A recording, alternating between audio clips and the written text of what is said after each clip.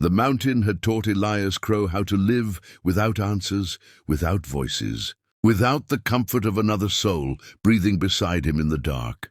And for nearly 20 years, the silence had been his only companion, broken only by wind clawing through pine trees, or the distant cry of a hawk, circling above the snow-draped ridges. And it was in that silence that he had buried the part of himself that once believed life might offer more than survival, because Elias Crow had never had a wife, never had a family, and never expected to. Not after the winter that took everything from him and left his cabin standing, like a scar carved into the mountainside. But on that evening, when the sky bruised purple and the cold crept in faster than usual, the knock came, soft at first, almost polite, as if whoever stood on the other side feared being turned away. And Elias nearly ignored it, because strangers did not come this high unless they were lost or desperate, and both brought trouble. Yet the knock came again, harder now, trembling, and when he finally opened the door, rifle still within reach, he saw not danger but two women standing in the falling snow, cloaks soaked, faces pale, eyes wide with exhaustion and fear. One older, one younger, both wearing black dresses that spoke of grief worn too long, and the younger widow's lips trembled as she whispered, "Please, we were told there was a man up here. We have nowhere else to go." And Elias felt something crack inside him, something he thought the mountain had frozen solid years ago, because he knew that look, the look of someone abandoned by the world, the look he had seen in his own reflection after burying his brother and the woman he loved in the same frozen ground. And for a long moment he said nothing, only studied them, the way a man who had survived alone learned to read danger. But all he saw was hunger, grief, and the quiet dignity of people who had already lost everything. And when the older woman finally spoke, her voice steady despite the cold, "I'm Margaret Hale. This is my sister-in-law Clara. Our husbands are gone. The town turned its back on us, and winter is coming fast." Elias swallowed, his voice rough as gravel when he answered, "I never had a wife," the words escaping him like a confession he had never intended to make. "But I know what it is to lose one." And with that he stepped aside, letting the warmth of his fire spill into the night as he allowed them in, unaware that this single choice would change the course of all their lives. Inside the cabin the fire crackled low, shadows dancing along the rough-hewn walls, and Clara collapsed onto a bench, tears finally breaking free as her body gave in, while Margaret remained standing, pride holding her upright until Elias gestured for her to sit, pouring water, setting bread on the table without ceremony, because kindness, like pain, needed no explanation. And as they ate, the story unfolded in fragments, a mind collapse that took two men in the same day, promises from the town that dissolved into suspicion and cruelty, whispers that two widows were a burden best pushed aside, until the mountain rumor reached them of a man who lived alone and asked nothing of anyone. And Elias listened without interrupting, his eyes fixed on the fire, because every word reopened wounds he had learned to stitch, shut with routine and isolation. Yet when Clara looked at him with red-rimmed eyes and asked softly, "Will you make us leave in the morning?" Elias surprised even himself when he shook his head, saying, "You can stay until the snow melts," knowing full well that in these mountains, snow sometimes never truly left. That night they slept wrapped in spare blankets, Elias taking his usual place in a chair near the door, because old habits died harder than loneliness. And as the wind howled outside, he listened to the rhythm of their breathing, realizing how different the cabin sounded with life inside it. In the days that followed, survival turned into routine shared between three souls learning how to exist together. Margaret proving strong and capable, mending clothes, tending the small garden plot despite the cold, while Clara slowly emerged from her grief, laughter returning in cautious sparks when Elias showed her how to set traps or read weather signs in the clouds. Yet beneath the growing comfort lay unspoken tension, because Elias was a man who had closed his heart, and these women carried scars deep enough to wound anyone who grew too close. One evening, as snow fell thick and silent, Margaret stood beside Elias on the porch, watching the world disappear into white, and said quietly, "You don't have to carry your past alone." And Elias replied, just as quietly, "I don't know how not to." And in that moment, the mountain itself seemed to listen, as if waiting to see whether three broken lives could form something whole. And before the fire that night, Elias spoke the words again, softer this time, meant not as distance but honesty. "I never had a wife," and Clara answered from across the room, her voice steady with something like hope.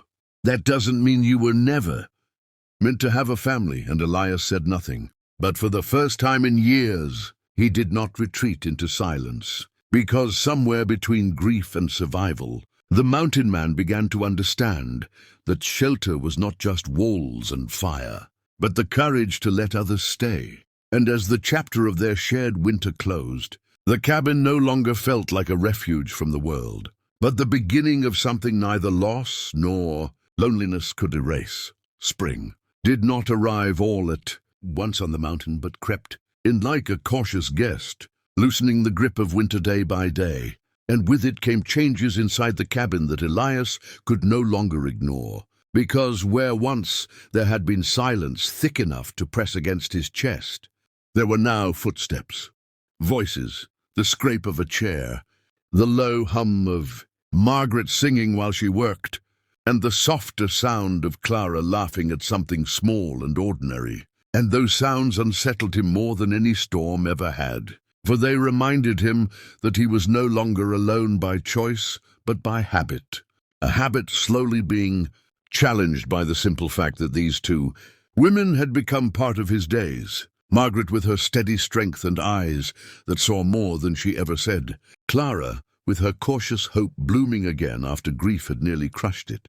And Elias found himself waking earlier, not out of necessity, but anticipation, wondering what the day would bring now that it was shared. Yet peace never comes without cost, and rumors began drifting up the mountain the way smoke carries scent. First faint, then undeniable, because the same town that had turned its back on two widows did not look kindly on a mountain man sheltering them. And when Elias rode down for supplies, he felt eyes follow him, heard the half-spoken words, saw the judgment sharpen like knives behind polite smiles. And one man, emboldened by drink and bitterness, said aloud, "Ain't right." A man living with two widows, and Elias felt anger rise hot and dangerous. But he remembered the firelit cabin, the safety those women felt there, and he answered only, they needed shelter, knowing that decency required no defense. Yet the tension followed him home, and when Margaret noticed his silence that evening, she did not press him, but later said, "The world doesn't like what it doesn't understand."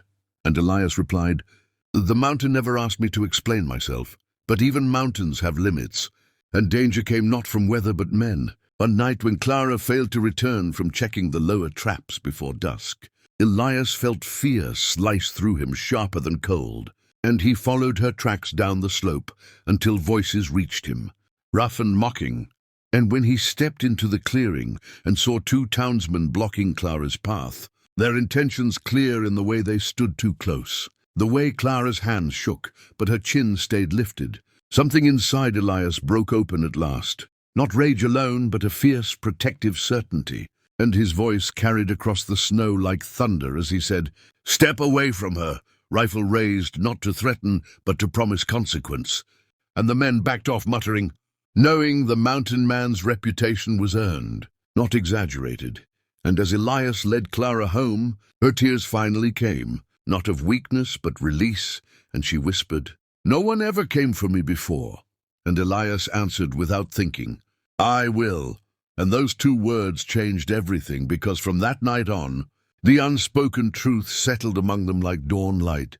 They were no longer strangers, sharing shelter but a family, forming against the will of the world. Margaret saw it too, the way Elias stood closer now, the way Clara's laughter returned brighter, and though jealousy never touched her heart, something deeper did, as realization that love did not always arrive in the shape one expected, that partnership could be built from respect, trust, and shared survival. And one evening, as they sat outside watching the stars emerge, sharp and endless, Margaret spoke into the quiet. "You said you never had a wife." And Elias nodded, his gaze fixed on the sky, and she continued, "That doesn't make you empty, Elias. It makes you honest." And for the first time, he told them the full truth of the woman he had loved once, taken by illness before vows could be spoken, of the guilt that followed him like a shadow, convincing him that happiness was something meant for other men. And Clara reached for his hand without hesitation, saying softly, "Loss doesn't disqualify you from love." And Margaret added, "It proves you understand its value." And as spring melted into summer, the cabin transformed from refuge to home, laughter replacing echoes, shared meals replacing solitude. And when the town finally sent word demanding the widow's return or face consequences, Elias did not hesitate, riding down to stand before them not as an outcast, but as a man with something worth defending. And he said, "They stay where they are safe." And though resistance followed, so did change, because courage has a way of unsettling cruelty. And when months later the mountain bloomed green and full, Elias stood between Margaret and Clara, understanding at last that family was not defined by tradition, but by choice, loyalty and love. And though no formal words were spoken, the bond between them was sealed in everyday moments, in shared work, in quiet evenings, in the knowledge that none of them would ever face the cold alone again. And on the anniversary of the night they first knocked on his door, Elias stood by the fire and said, his voice steady and certain, "I never had a wife," then looked at the two women who had become his world and finished, "But I have a family." And the mountain, ancient and unmoved, bore witness to the truth that even the loneliest hearts can be rebuilt, not by force or fate, but by opening the door when someone begs for shelter. This story moved you, if it reminded you that loneliness can turn into family and loss can lead to hope, then subscribe to the channel for more powerful, emotional stories that stay with you long after the final word.